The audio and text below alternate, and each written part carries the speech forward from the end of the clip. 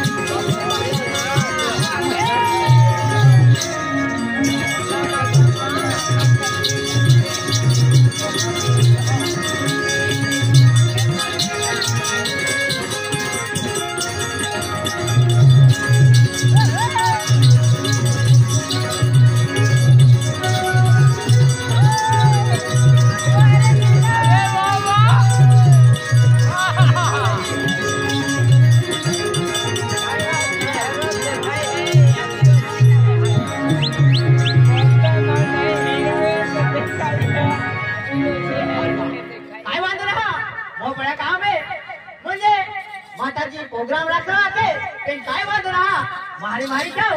आज बार जोरदार विक्रम हाई क्लासच्या तपास केवाय बार बार आकडे चाल अरे म्हणजे हमारा सगळे बघण्याचा लागतंय अरे ते लगाव कमी ना बोले अरे खूप दूर आला आहे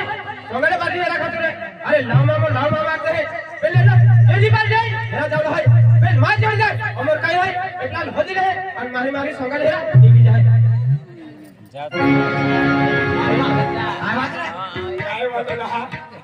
मो परम जाऊला हाय आज मन सुनील दादा आमंत्रण घेतलो हाय नव वर्ष म्हणजे खुशी एकदम म्हणजे तो खुशी मनावा आवजे आछो पहले जाऊ तो केटा आली जाऊ एकलो पड़ी गयो नहीं तो मां गाड़ी हरी मिले नहीं तो ही जिबड़े मिले नवा पूरा कहे जाई कहने हेडो गयो साली जाऊ तो काई कियो रे साइकिल में एक तो हेगा छापड़ी जाई ने अरे निकल जाए काय बोलतो ते फोरकास्ट करता है ते डिजाइन वो काम टाकी दे अरे वाह काय वाद रहा अरे आकडे काय केले देखाई ला रियो पेने म्हणजे विक्रम आखे मोटरसाइकिलिंग जा आखे लेकी मा जोरदार यूट्यूब पर हल्ला है कान बटर एकदा खुशी ले दादा तू सोंगळी रे जा रे लाय का खुशी ले आणि महान ने घी जाऊ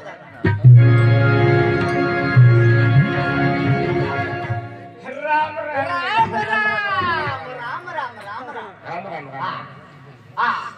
काय दादा तुम्ही माहून का माहून नाही ऐकार पागल आहे अभी अगला है मी माहून है हे की कहा ए कौन ने जे दिखाते हैं माहो है तो काय बोला है ए आमासी पेरे बांधी है मायो अरे तू मालूम ना है अरे कहां जा रही हो तू आई मो पड़े हो अरे मी मो पड़ जा रहे लो है आज मानो मत रहांगे हे की हो अरे मन में आखी मोकल लो है हां नहीं जाना अब तो कोट पुत्र को गाल ले हे की रे हो अरे आज 3 दिन हो 3 दिन हो म्हणजे माताजी प्रोग्राम ठेवलो आहे आणि सोंगळे पार्टी मागवली आहे गेली पार्टी आहे तुला मालूम ना काय ना अरे लावा मामा हां आणि दुसरे मामा लावा कहतो हां आई भी हेरा है साला लावा ले साला खेरा मालूम હવે સબકે સુધા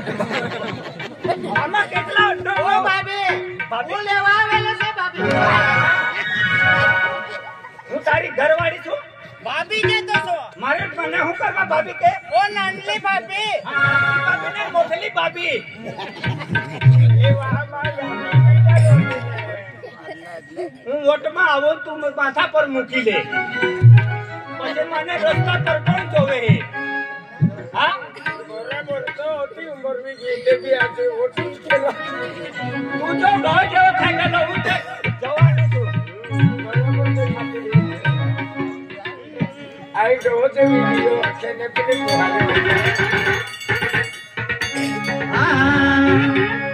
वो चीज बड़ी है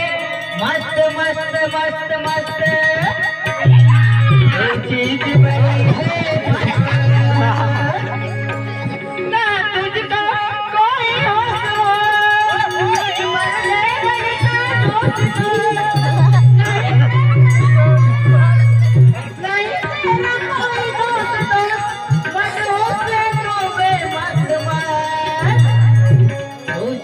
बड़ी है मस्त मस्त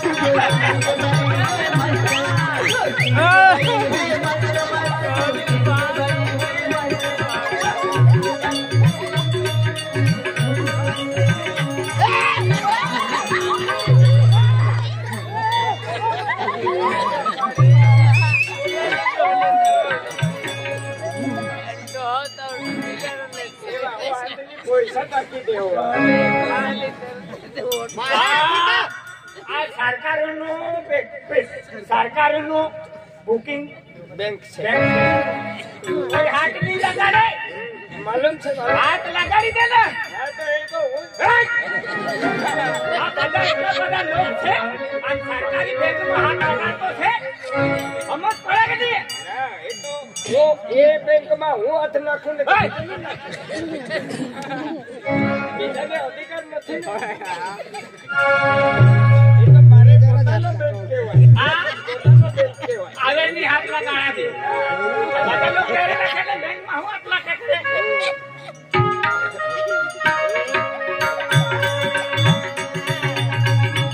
आप गाँव में दिवाली हायवा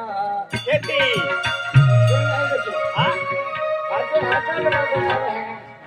आम्ही जाऊ तर सुरत में आपको जाऊ तर आपको गाँव में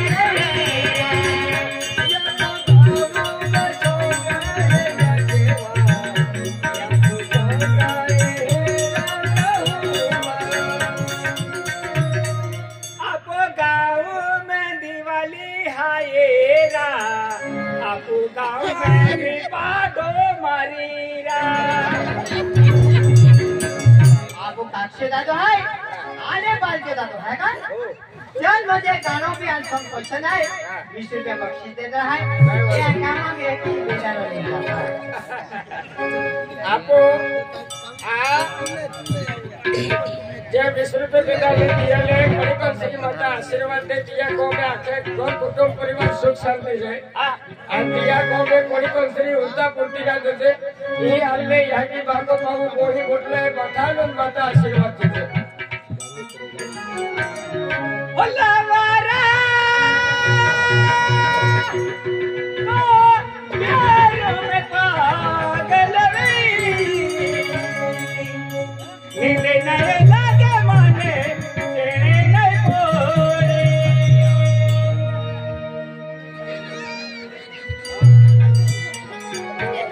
वो जो है जो गोपियां होती है एक गोपियां भी मुझे पड़ती है हमारे